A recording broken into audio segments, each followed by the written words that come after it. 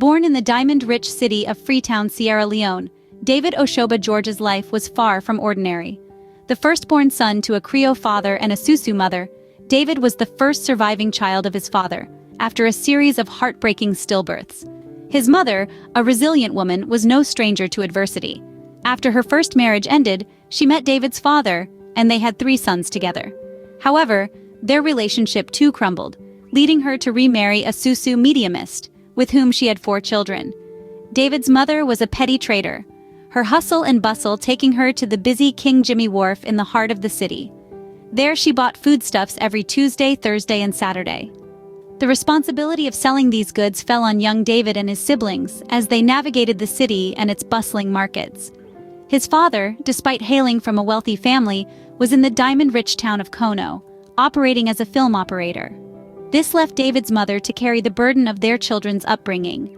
The split led to a significant change in David's life when he was only 5 years old. His mother, deciding to start anew, brought David and his siblings back to Freetown, leaving their father behind in Kono. They settled in their late grandfather's mansion on Wellington Street, right at the heart of the city. However, conflict over property rights with David's uncle prompted another move, this time to a rented home. This marked the start of a nomadic phase, with the family moving between 8 different houses in Freetown. David's early education began at Jumbleman School and continued at Buxton Boys' School, a Methodist primary school on Charles Street.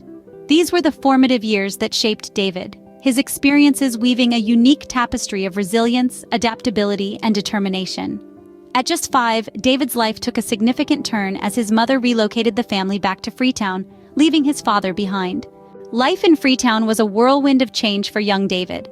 After his mother's remarriage, his family found themselves constantly on the move. From the time he was 6, they relocated 8 times across the city, a series of shifts that would shape David's resilient spirit. This constant flux did little to hinder his education. He started at Jumbleman School for his kindergarten years, then moved on to Buxton Boys' School, a Methodist primary school at Charles Street. These early years of education were as much a part of his journey as the houses he lived in. But amidst the hustle and bustle of Freetown, David's mind often drifted back to Kono, the diamond mining town where he was born. He could still picture himself and his dad, huddled under trees with a radio, exploring the Hollywood cinema in Yengama, now known as Koidu. He remembered the new houses being built, then flooded with water, their roofs dismantled, and people sifting through gravel, all in pursuit of the glittering diamonds that lay beneath the earth. These vivid memories of Kono held a certain fascination for David, but they also carried a sense of foreboding. The town's obsession with diamonds, the relentless pursuit of wealth, painted a picture of an impending doom. The diamonds that were meant to bring prosperity were instead sowing seeds of discord, and the town seemed to be teetering on the brink of a crisis. David's childhood memories of Kono were not just recollections of a time gone by. They were a foreshadowing of the grim events that lay ahead.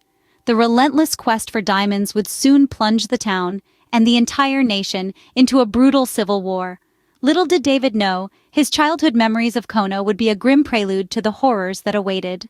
At the tender age of 11, David began having dreams that would eerily predict the future of his country.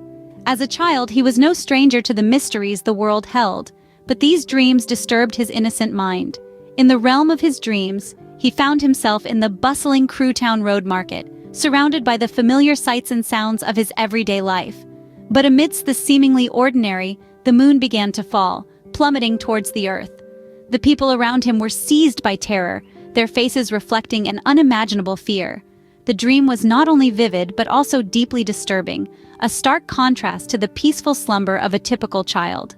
Barely had he shaken off the remnants of this dream when another one took its place. This time, he stood in front of his home at Upper Westbrook Street, a place of safety and comfort. But as he looked up, he saw jets flying overhead, their menacing presence casting long shadows over Freetown. Everyone around him ducked for cover, their movements frantic and fearful. As a child, understanding these dreams was beyond David's grasp. They were like complex puzzles, their pieces scattered and their meaning obscured. The fear and confusion they caused him were palpable, making him question the world around him. But he held on to these dreams, their images etched in his mind, their meanings waiting to be deciphered. It would take years, but eventually the fog surrounding these dreams would clear.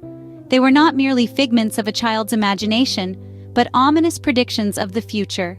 These dreams, as terrifying and perplexing as they were, would prove to be prophetic as Sierra Leone descended into a gruesome civil war 2 decades later. The diamonds that once symbolized wealth and prosperity became the harbingers of doom as Sierra Leone plunged into a decade-long civil war. This brutal conflict, which erupted in the early 90s, was fueled in large part by the country's diamond wealth. These precious stones, buried deep in the earth, became the coveted prize of rebel groups and government forces alike, the sale of which financed a horrific war that tore the country apart. David's memories of his childhood in the diamond-rich town of Kono took on a dark hue as the places he once roamed freely became the epicenter of violence and bloodshed. The Hollywood cinema in Yengama, where he spent countless evenings with his father, was now a distant memory, replaced by the harsh reality of a war-torn nation. The diamonds, these clear, sparkling stones, were no longer symbols of wealth but of destruction. They were blood diamonds, a term that reflected the human cost associated with their extraction and trade. David's home, once a place of joy and laughter, was now a battleground, its beauty obscured by the shadow of war. The Civil War was not just a clash of armed forces, it was a battle that seeped into the very fabric of society, tearing families apart and turning friends into foes.